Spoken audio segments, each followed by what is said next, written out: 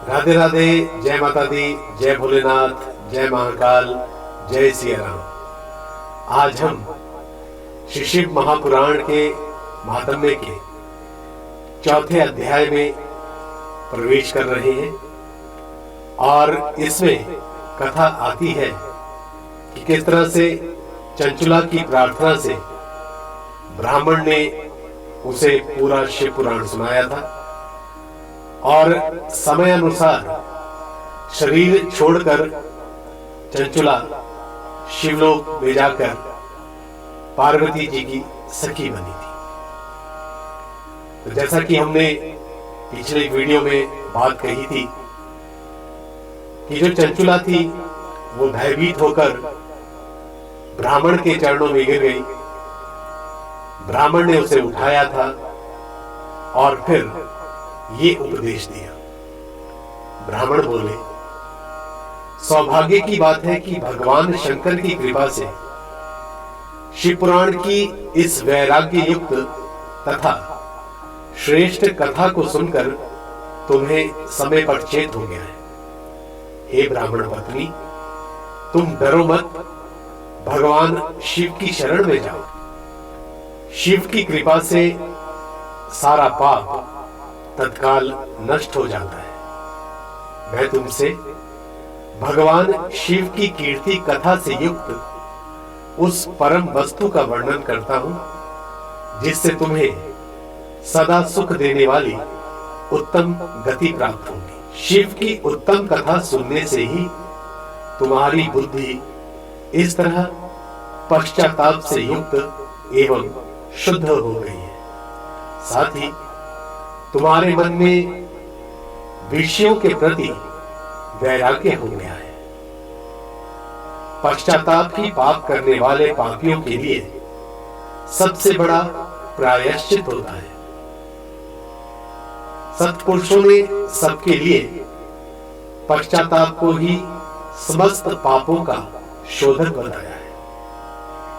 पश्चाताप से ही पापों की शुद्धि होती है। जो पश्चाताप करता है वही वास्तव में पापों का प्रायश्चित करता है, क्योंकि सत्पुरुषों ने समस्त पापों की शुद्धि के लिए जैसे प्रायश्चित का उपदेश दिया है वह सब पश्चाताप से संपन्न हो जाता है। जो पुरुष विधि पूर्वक प्रायश्चित करके निर्भय हो जाता है पर अपने कुकर्म के लिए पश्चाताप नहीं करता, उसे प्रायः उत्तम गति कभी प्राप्त नहीं होती। परंतु जिसे अपने कुकृत्य पर हार्दिक पश्चाताप होता है वह अवश्य उत्तम गति का भागी होता है। इस शिव पुराण की कथा सुनने से जैसे चित्त शुद्धि होती है वैसे दूसरे उपायों से नहीं होती। जैसे दर्पण साफ करने पर निर्मल हो जाता है, उसी प्रकार इस शिव पुराण की कथा से चित्त अत्यंत शुद्ध हो जाता है। इसमें कोई अतिशयोक्ति नहीं है। मनुष्यों के शुद्ध चित्त में जगदम्बा पार्वती सहित भगवान शिव विराजमान रहते हैं। इससे वह विशुद्धात्मा श्री शाम सदाशिव के परम पद को प्राप्त होता है। इस प्रकार यह कथा रूपी साधन सभी प्राणियों के लिए उपकारी है और इसी कारण महादेव जी ने इसको आग्रह पूर्वक प्रकट किया है। इस कथा से भगवान उमापति का ध्यान सिद्ध हो जाता है। उस ध्यान से परम ज्ञान और उससे मोक्ष की प्राप्ति निश्चय ही होती है। भगवान शंकर के ध्यान में मग्न हुए बिना भी यदि कोई इस कथा को मात्र सुन लेता है वह दूसरे जन्म में भगवान के ध्यान को सिद्ध करके परम पद को प्राप्त कर लेता है। इस कथा के श्रवण से भगवान शंकर के ध्यान को प्राप्त करके पश्चाताप करने वाले पापी पुरुष सिद्धि को प्राप्त हो गए हैं। इस उत्तम कथा का श्रवण समस्त मनुष्यों के लिए कल्याण का बीज है। अतः शास्त्रोक्त मार्ग से इसकी आराधना अथवा सेवा करनी चाहिए। यह कथा श्रवण भव बंधन रूपी रोग का नाश करने वाला है। भगवान शिव की कथा को सुनकर फिर अपने हृदय में उसका मनन एवं निधिध्यासन करने से पूर्णतया चित्त शुद्धि हो जाती है। चित्त शुद्धि होने से महेश्वर की भक्ति अपने दोनों पुत्रों ज्ञान और वैराग्य के साथ निश्चय ही प्रकट होती है। तत्पश्चात महेश्वर के अनुग्रह से दिव्य मुक्ति प्राप्त होती है। इसमें कोई संशय नहीं है। जो शिव भक्ति से वंचित है उसे पशु समझना चाहिए, क्योंकि उसका चित्त माया के बंधन में आसक्त है। वह निश्चित ही संसार बंधन से मुक्त नहीं हो पाता। हे ब्राह्मण पत्नी, इसलिए तुम विषयों से मन को हटा लो और भक्ति भाव से भगवान शंकर की इस परम पावन कथा को सुनो। परमात्मा शंकर की इस कथा को सुनने से तुम्हारे चित्त की शुद्धि होगी और उससे तुम्हें मोक्ष की प्राप्ति हो जाएगी। निर्मल चित्त से भगवान शिव के चरणार विंदों का चिंतन करने वाले की एक ही जन्म में मुक्ति हो जाती है। यह मैं तुमसे सत्य सत्य कहता हूं। सूत जी बोले, शौनक, इतना कहकर वह श्रेष्ठ शिव भक्त ब्राह्मण मौन हो गए। उनका हृदय करुणा से भर गया। वे शुद्ध चित्त महात्मा भगवान शिव के ध्यान में मग्न हो गए। उसके बाद बिंदु की पत्नी चंचुला मन ही मन प्रसन्न हो गई। ब्राह्मण का उक्त उपदेश सुनकर उसके नेत्रों में आनंद के आंसू छलक आए थे। वह ब्राह्मण पत्नी चंचुला हर्षित हृदय से उन श्रेष्ठ ब्राह्मण के चरणों में गिर पड़ी और हाथ जोड़कर कहने लगी, मैं कृतार्थ हो गई। तत्पश्चात उठकर वैराग्य युक्त तथा उत्तम बुद्धि वाली वह स्त्री, जो अपने पापों के कारण आतंकित थी, उन महान शिव भक्त ब्राह्मण से हाथ जोड़कर गदगद वाणी से कहने लगी। चंचुला बोली, हे भ्रमण, हे शिव भक्तों में श्रेष्ठ, हे स्वामी, आप धन्य हैं, परमार्थदर्शी हैं और सदा परोपकार में लगे रहते हैं। इसलिए आप श्रेष्ठ साधु पुरुषों के प्रशंसा के योग्य हैं। हे साधु, मैं नरक के समुद्र में गिर रही हूं, आप मेरा उद्धार कीजिए। पौराणिक अर्थ तत्व से संपन्न जिस सुंदर शिव पुराण की कथा को सुनकर मेरे मन में संपूर्ण विषयों से वैराग्य उत्पन्न हो गया है, उसी इस शिव पुराण को सुनने के लिए इस समय मेरे मन में बड़ी श्रद्धा हो रही है।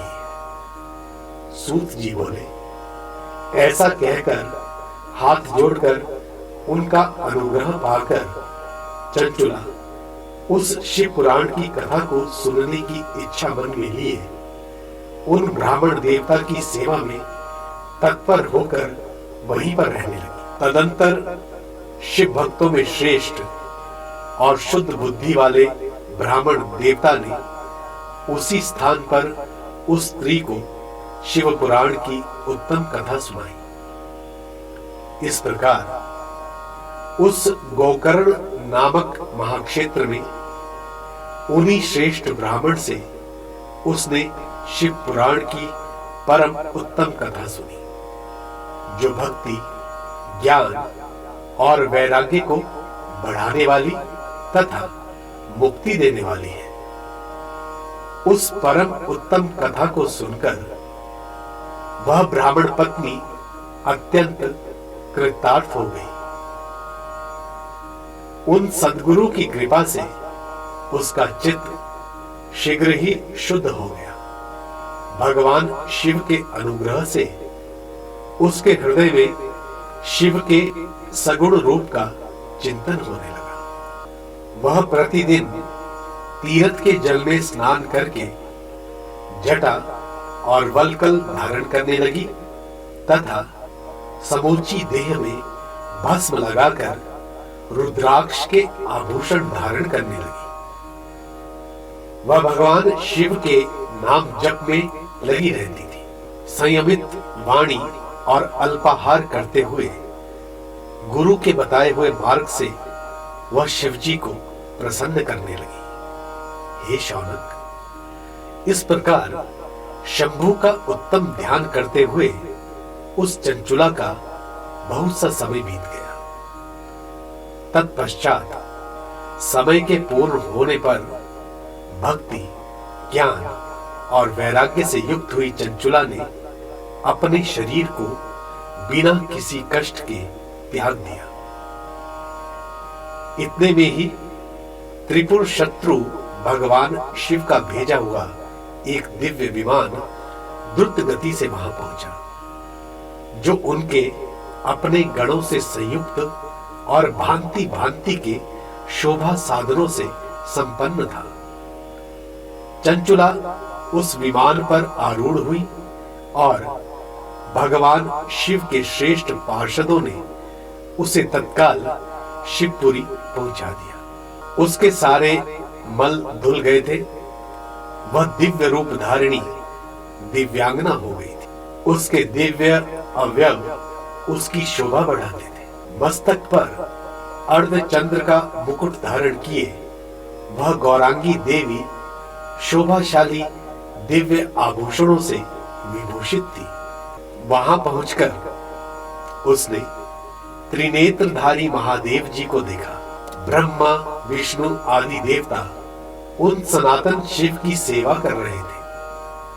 गणेश, भृंगी, नंदीश, वीरभद्रेश्वर आदि गण उत्तम भक्ति के साथ उनकी उपासना कर रहे थे। उनकी अंग कांति करोड़ों सूर्यों के समान प्रकाशित हो रही थी। कंठ में नील चिन्ह शोभा पाता था। उनके 5 मुख थे और प्रत्येक मुख में 3-3 नेत्र थे। मस्तक पर अर्धचंद्राकार मुकुट शोभा दे रहा था। उन्होंने अपने वामांग में गौरी देवी को बिठा रखा था, जो विद्युत पुंज के समान प्रकाशित थी। गौरीपति महादेव जी की कांति कपूर के समान गौर थी। उन्होंने सभी अलंकार धारण कर रखे थे। उनका सारा शरीर श्वेत भस्म से भासित था। शरीर पर श्वेत वस्त्र शोभा पा रहे थे। वे अत्यंत उज्जवल वर्ण के थे। इस प्रकार परम उज्जवल भगवान शंकर का दर्शन करके वह ब्राह्मण पत्नी चंचुला बहुत प्रसन्न हुई। अत्यंत प्रीति युक्त होकर उसने बड़ी उतावली के साथ भगवान को बारंबार प्रणाम किया। फिर हाथ जोड़कर वह बड़े प्रेम, आनंद और संतोष से युक्त होकर विनीत भाव से खड़ी हो गई।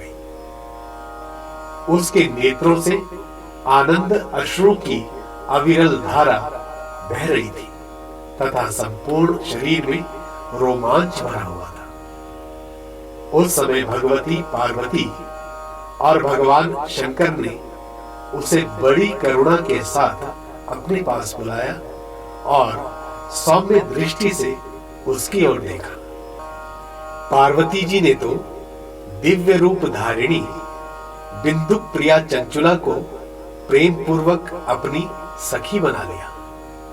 वह उस परमानंद घन ज्योति स्वरूप सनातन धाम में अविचल निवास पाकर दिव्य सौख्य से संपन्न हो अक्षय सुख का अनुभव करने लगी। आज के लिए इतना ही। आपको हमारा यह वीडियो कैसा लगा कमेंट बॉक्स में कमेंट करके जरूर बताएं।